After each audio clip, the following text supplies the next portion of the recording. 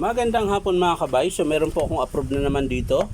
39144 liter H. Bali ang papalitan mga kabay, armature 608 na bearing. Ayan. Ito po yung armature mga kabay. So ito yung unit. Dito natin kakabit. So tara mga kabay, samahan nyo po ako. So yan mga kabay, nabuksan ko na po. Ayan. So tatanggalin muna natin yung carbon mga kabay. Lilinisin din natin yung carbon dahil marami na po alikabok eh.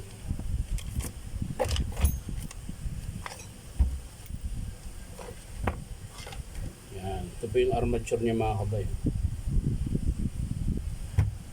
So ito yung ipapalit natin mga kabay. Ito yung ipapalit natin na bago. Ayan.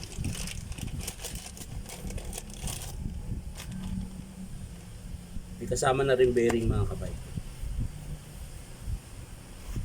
So yan mga kabay, kakabit na po natin yung bearing. Ayan, yung 608 na bago.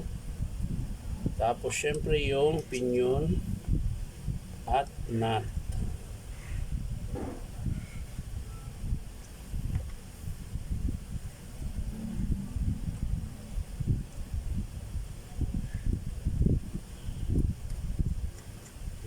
Higpitin lang natin ng kakaunti para mahigpitan natin yung nut. Yan. So yan mga kabay, okay na. So isasalpak na po natin ito mga kabay.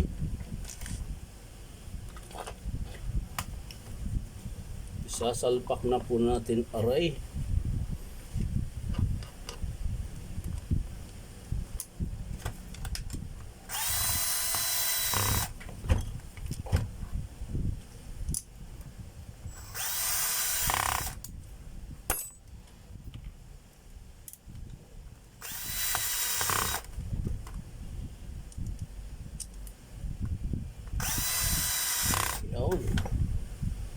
Kita natin ng maigi.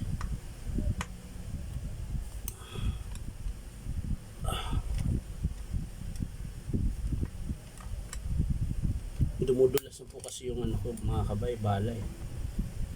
Hindi na siya nakakahigpit ng maigi.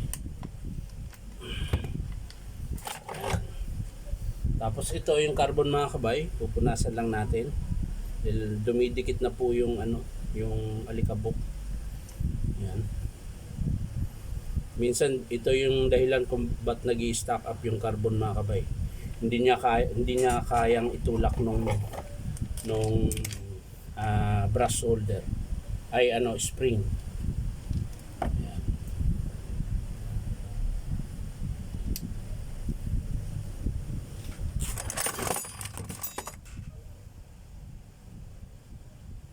So mga kabay, nakapit na natin, kabila naman.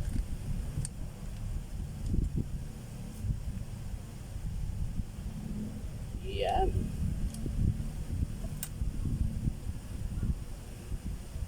Ayan.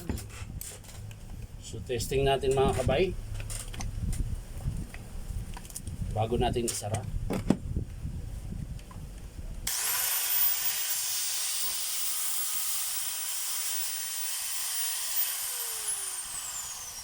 So okay na mga kabay, sasara na po natin.